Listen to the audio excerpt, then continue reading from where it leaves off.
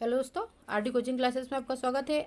आज हम class 12th के इतिहास के फर्स्ट पार्ट के पहले अध्याय के महत्वपूर्ण क्वेश्चन आंसर्स की स्टडी करेंगे, जिसमें आपके पहले पार्ट से जितने भी आईएमपी क्वेश्चन हैं सारे कवर हो जाएंगे। तो आप लेक्चर को लास्ट तक देखें और अच्छा लगे तो लाइक करें, शेयर करें, सब्सक्राइब करें। हड़प्पा सभ्यता के प्रमुख 4 नगरों के नाम लिखिए। तो सबसे पहला है हड़प्पा, दूसरा मोहनजोदड़ो, तीसरा लोथल और चौथा है धोलावीरा। ठीक है। फिर इसमें से महत्वपूर्ण की बात करें तो हड़प्पा और मोहनजोदड़ो जो है, जिसे हम मोहनजोदड़ो भी बोलते हैं, सबसे महत्वपूर्ण स्थल है। हड़प्पा लिपि की 2 विशेषताएं लिखिए। तो हड़प्पा लिपि चित्रात्मक थी। इसे दाएं से बाएं ओर लिखा जाता था और यह आज तक पढ़ी नहीं जा सकी है। तो हड़प्पाई लिपि जो है आज तक पढ़ी नहीं जा सकी क्योंकि ये चित्रात्मक थी और चित्रों को देखना समझना एक बहुत ही विस्तृत प्रक्रिया है, जिसकी वजह से आज भी हड़प्पाई लिपि पढ़ी नहीं जा सकी है। तीसरा क्वेश्चन है हड़प्पा सभ्यता के पतन के कोई 2 कारण लिखिए। तो पहला है अत्यधिक कटाई, दूसरा है नदियों का मार्ग बदलना या सूख जाना, तीसरा है जलवायु परिवर्तन, चौथा है बार बार आने वाली बाढ़। चौथा क्वेश्चन है मोहनजोदड़ो की मुख्य विशेषताएं। तो मोहनजोदड़ो की विशेषताओं की बात करें तो सबसे पहले विशेषता यह हड़प्पा सभ्यता का सबसे प्रसिद्ध नगर था। नगर 2 भागों दुर्ग तथा निचले नगर में विभाजित था, यानी कि यहाँ पे दुर्ग और निचले 2 स्तर थे। फिर यहाँ विशाल स्नानागार मिलता है और स्नानागार से बहुत सारे क्वेश्चन बनते भी हैं। तो यहाँ विशाल स्नानागार मिलता है। विकसित जल निकासी व्यवस्था थी और इनके ग्रिड पद्धति इनकी जो सड़कें बनती थी वो ग्रिड पद्धति पर आधारित थी। अब बात करते हैं विशाल स्नानागार का संक्षिप्त वर्णन कीजिए। तो मोहनजोदड़ो का विशाल स्नानागार एक आयताकार जलाशय था। इसके चारों ओर बरामदे बने थे। इसमें पानी भरने और निकालने की व्यवस्था थी। इसका उपयोग संभवतः धार्मिक तथा सार्वजनिक कार्यों के लिए किया जाता था। तो बहुत सारे क्वेश्चन में इसका लंबाई और चौड़ाई भी पूछी जाती है और आपके ऑब्जेक्टिव में भी बनता है। तो हम आगे देखेंगे। हड़प्पा सभ्यता की जल निकासी प्रणाली की विशेषताएं लिखिए। तो पहली है प्रत्येक घर से नालियाँ जुड़ी थी। नालियाँ पक्की ईंटों से बनी थी। नालियाँ ढकी हुई थी और सफाई हेतु निरीक्षण छिद्र बनाए गए थे। सफाई और 5वां है गंदा पानी मुख्य नालों में पहुंचता था। फिर आता है 7वां क्वेश्चन, ग्रिड पद्धति क्या थी। ग्रिड पद्धति क्या थी? तो हड़प्पा नगरों की सड़कें और गलियां एक दूसरे को समकोण पर काटती थी और इस प्रकार की नगर योजना को ग्रिड पद्धति कहा जाता था। क्योंकि अभी हमने पढ़ा ना कि हड़प्पा सभ्यता जो थी इसकी जो सड़कें थी वो ग्रिड पद्धति की बनी होती। तो ग्रिड पद्धति होती क्या है? तो जो सड़कें होती थी वो एक दूसरे को समकोण पर काटती थी। समकोण मतलब 90 डिग्री के एंगल पर, और इस प्रकार की नगर योजना को ग्रिड पद्धति कहा जाता है। फिर आता है हड़प्पा सभ्यता के लोग सफाई पसंद करते थे, स्पष्ट कीजिए। तो लगभग हर घर में स्नानागार थे। जल निकासी की उत्तम व्यवस्था थी।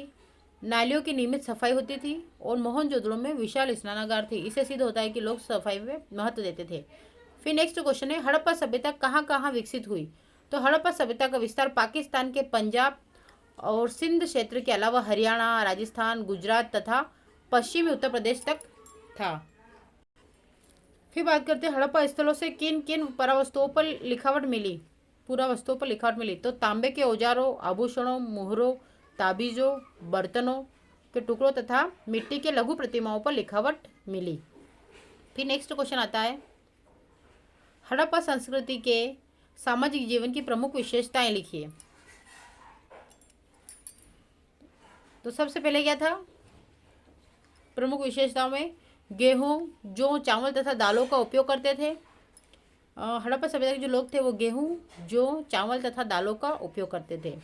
दूध, मांस, मछली और अंडे भी खाते थे। सूती वस्त्र पहनना पसंद करते थे और आभूषणों का प्रयोग करते थे और मनोरंजन के साधन के लिए खेल और खिलौनों का उपयोग करते थे। नेक्स्ट क्वेश्चन है 12वां क्वेश्चन, हड़प्पा के लोगों के वस्त्र एवं आभूषणों का वर्णन कीजिए। तो पुरुष सामान्यतः धोती और शॉल पहनते थे और स्त्रियां घाघरा तथा अन्य वस्त्र पहनती थी। स्त्री और पुरुष दोनों आभूषण पहनने के शौकीन थे। हार, कंगन, अंगूठी, बाजूबंद आदि प्रचलित थे। फिर नेक्स्ट क्वेश्चन आता है, हड़प्पा सभ्यता में मनके बनाने के लिए किन किन पदार्थों का उपयोग किया जाता था। तो हड़प्पा सभ्यता मनके बनाने के लिए कार्नेलियन, जेस्पर, स्फटिक, क्वार्ज, सेल खड़ी, तांबा, कांसा, सोना, शंख, फेयंस तथा पक्की मिट्टी का उपयोग किया जाता था। फिर नेक्स्ट क्वेश्चन है, मनके बनाने की प्रक्रिया का वर्णन कीजिए। तो मनके किस प्रकार से बनाए जाते हैं। तो पत्थरों को काटकर आकार दिया जाता है, उसके बाद उन्हें घिसकर चिकना बनाया जाता है, फिर उनमें छेद किए जाते हैं और बाद में पॉलिश कर मनकों को तैयार किया जाता है। तो इस प्रकार ये मनके बनाने की प्रक्रिया है। फिर आता मोहरों और मुद्रांकनों का उपयोग क्यों किया जाता था। तो लंबी दूरी के व्यापार में वस्तुओं की पहचान और सुरक्षा के लिए मोहरों तथा मुद्रांकनों का प्रयोग किया जाता था। ये वाला क्वेश्चन बहुत इंपॉर्टेंट है। 16वां क्वेश्चन अवतल चक्कियाँ, क्योंकि ये बार बार पूछा भी जाता है, आपकी त्रैमासिक हो, प्री बोर्ड हो या फाइनल एग्जाम हो। अवतल चक्कियाँ क्या होती है और इनका उपयोग क्या था। तो मोहनजोदड़ो की खुदाई में बड़ी संख्या में अवतल चक्कियाँ मिली है। ये बलुआ पत्थर से बनी होती है और इनका उपयोग अनाज पीसने के लिए किया जाता है। तो आप इनको भी देख सकते हैं। फिर नेक्स्ट क्वेश्चन है, पच्चर क्या था। तो रेत, रंग तथा चिपचिपे पदार्थों के मिश्रण को पकाकर बनाया गया पदार्थ पच्चर कहलाता था। इससे छोटे छोटे पात्र बनाए जाते थे, तो इसे ही पच्चर कहा जाता था। फिर अगला प्रश्न, हड़प्पा लिपि को रहस्यमय लिपि क्यों कहा जाता था। क्योंकि आज तक हड़प्पा लिपि को पूरी तरह पढ़ा नहीं जा सका, इसलिए उसे क्या गया, रहस्यमय लिपि कहा गया है। और दूसरा, लोथल का महत्व। लोथल महत्वपूर्ण क्वेश्चन है, इसको भी देख लीजिएगा। लोथल गुजरात में स्थित एक प्रमुख हड़प्पा नगर था। यहाँ प्रसिद्ध गोदीवाड़ा मिला है और यहाँ समुद्री व्यापार का महत्वपूर्ण केंद्र था। हड़प्पा सभ्यता की दो प्रमुख विशेषताएं लिखी है। पहला है विकसित नगर योजना और दूसरा है उन्नत कृषि और व्यापार व्यवस्था। फिर आता है मोहनजोदड़ो के दुर्ग पर मिली दो महत्वपूर्ण संरचनाओं के नाम लिखिए। तो एक तो विशाल स्नानागार और दूसरा अन्नागार, ग्रेनरी जिसे बोलते हैं, तो अन्नागार, इसके बारे में भी क्वेश्चन बनते हैं। तो आपको विशाल स्नानागार और अन्नागार के बारे में पता होना जरूरी है। हड़प्पा सभ्यता की कला पर संक्षिप्त टिप्पणी लिखिए। तो हड़प्पा के लोग कला प्रेमी थे। वे मिट्टी, पत्थर और धातुओं की सुंदर मूर्तियां बनाते थे। खिलौने, बर्तन, चित्रकारी तथा मोहरे इनकी उत्कृष्ट कला के प्रमाण थे। फिर नेक्स्ट है, हड़प्पा सभ्यता के व्यापार संबंधों का वर्णन कीजिए। तो हड़प्पा सभ्यता के व्यापारिक संबंध मेसोपोटामिया और ओमान तथा फारस की खाड़ी के क्षेत्रों से थे। वे तांबा, सोना, चांदी, मनके और अन्य वस्तुओं का आयात निर्यात करते थे। ये कुछ क्वेश्चन है जो मैंने आपको एक्स्ट्रा इसलिए दिए ताकि आपको किताब पढ़ने की आवश्यकता नहीं पड़ेगी। पूरी एनसीईआरटी का इसमें सार दिया गया है, तो आप इसमें से इम्पोर्टेंट देख के ही करें। फिर नेक्स्ट क्वेश्चन है, जॉन मार्शल कौन थे। मोस्ट टाइम पे क्वेश्चन है। जॉन मार्शल भारतीय पुरातात्विक सर्वेक्षण के महानिदेशक थे। उन्होंने हड़प्पा सभ्यता की खोज की और उत्खनन कार्यों को बढ़ावा दिया। तो जॉन मार्शल बहुत इंपॉर्टेंट व्यक्तित्व है इस हड़प्पा सभ्यता के लिए, तो इन्हें अच्छे से कवर करें। फिर नेक्स्ट है, भारतीय पुरातत्व का जनक किसे कहा जाता है। तो एक ये वाला क्वेश्चन भी बहुत इंपॉर्टेंट है। अलेक्जेंडर कनिंघम को भारतीय पुरातत्व का जनक माना जाता है। अलेक्जेंडर कनिंघम को भारतीय पुरातत्व का जनक। फिर नेक्स्ट क्वेश्चन है, लोथल का महत्व बताइए। तो लोथल गुजरात में स्थित प्रमुख हड़प्पा नगर था। यहाँ प्रसिद्ध गोदीवाड़ी मिलता है और यह समुद्री व्यापार का केंद्र था। अब यहाँ पे हम कुछ 4 नंबर के क्वेश्चंस करेंगे, तो उनको भी आप देख लीजिएगा। पहला क्वेश्चन है, हड़प्पा सभ्यता के नगर नियोजन की प्रमुख विशेषताओं का वर्णन कीजिए। तो ये पूरी विशेषता है। हड़प्पा सभ्यता की सबसे महत्वपूर्ण विशेषता है उसकी विकसित नगर योजना थी। नगरों का निर्माण सुव्यवस्थित ढंग से किया गया था। सड़कें सीधी और चौड़ी थी तथा एक दूसरे को समकोण पर काटती थी, जिसे ग्रिड पद्धति कहा जाता है।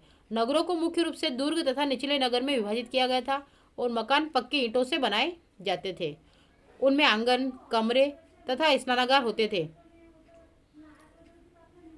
जल निकासी की व्यवस्था अत्यंत विकसित थी और प्रत्येक घर की नाली मुख्य नाली से जुड़ी रहती थी। सार्वजनिक भवनों